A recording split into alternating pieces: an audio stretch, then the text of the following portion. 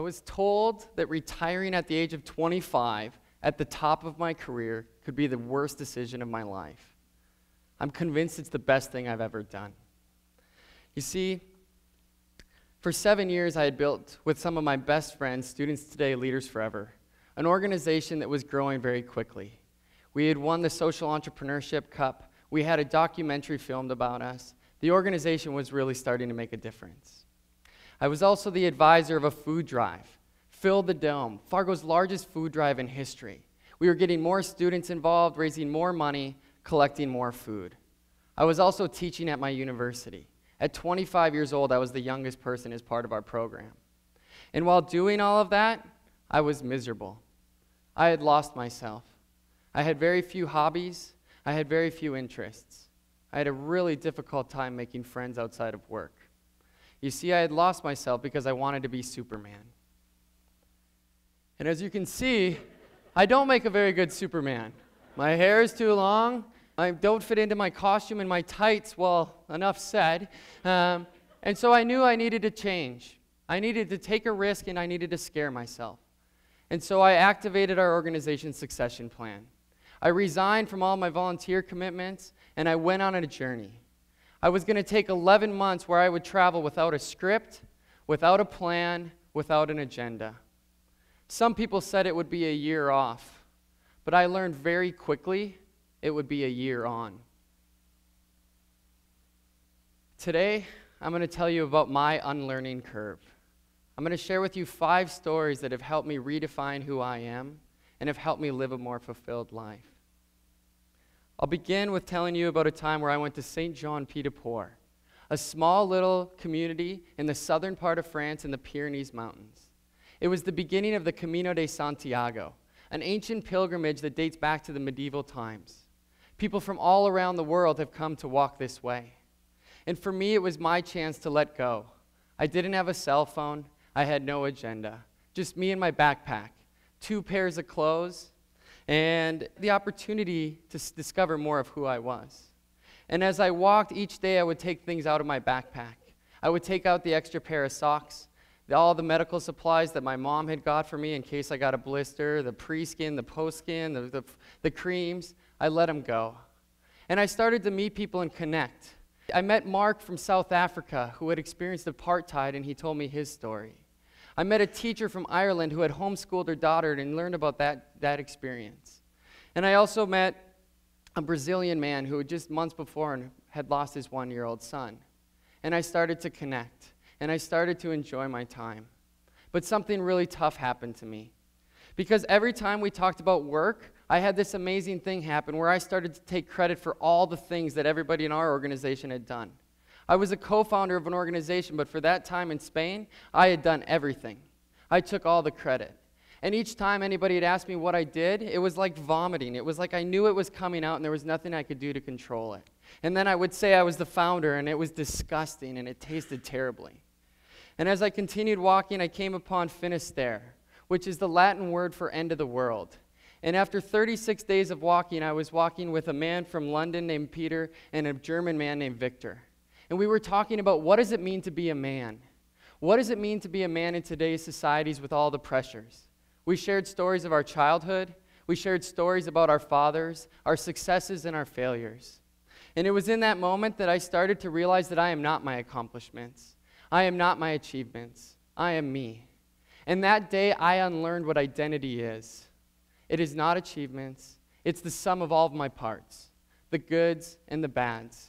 And I'm so thankful I met Peter and Victor.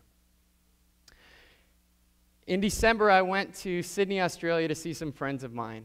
And quickly upon us was the New Year's celebration. And the day before New Year's, I got invited to go to the beach. And imagine a North Dakota boy going to the beach in December. I was excited. And when I got there was a bunch of children, and they invited me to go with them to the jumping trees. And I had no idea what the jumping trees would be. I had no idea what to expect, but I figured there'd be some excitement and some adrenaline and definitely some fun. And so I went with the children, and we found the trees, and we discovered a 20-foot tree with a 5-foot branch that went over the water. And Katie, the 12-year-old, she climbed up the tree really quickly, jumped off, and had a bunch of smiles. And then they said, "Greg, you got to do it." And I'm like, oh my gosh, yes, I will do it. And so I climbed up the tree, and I froze. I got super nervous. And then peer pressure started to happen. The kids, oh, you can do it. You're going to be fine. And I said 1, 2, and I couldn't do it. And I looked down, and there was Tim on the shore, the dad. And he said, Greg, you'll be just fine. I've done it many times. And so I said, all right, and I jumped out of the tree. And when I jumped out of the tree, I quickly hit the water and very quickly hit the ground, and I came up in a tremendous amount of pain. The family took me back to their home very quickly, and when we got back, Tim looked at it, and he's like, I think it's just a bruise. But his sister-in-law, who was a nurse, said, no way, get to the hospital as quick as you can. And so I went to the hospital. And when I got to the hospital, I was quickly taken into the x-ray room where I would find out what had happened. And when the doctor came back, he said, look, Greg, it's going to take a while for you to recover. It turns out you've shattered both parts of your ankle. You're going to need 8 screws. You're going to need a plate, and you're going to need to spend New Year's Eve in the hospital. And I was crushed. And then Beck looked at me, one of my best friends, who said, Greg, I've got a family that's going to take you in, and they're going to help you recover. And so I moved in with John and Ann Harding, a retired couple I had never met before. And it was one of the most painful experiences of my life. Not because my ankle hurt, but because for the first time I had to accept the love and kindness of strangers. You see, this family took me in. They made my meals for me. They cleaned up after me. They did my laundry. Each morning, John would come in to my room with a cup of hot tea and wish me a wonderful day. I'm from a family that has taught me that I need to be self-reliant, that I shouldn't accept the help of others, that I should take care of myself. But in that time of need, they were there for me. And I unlearned what grace meant. I realized that I'm worthy of love. I am worthy of their kindness, and it's okay to receive.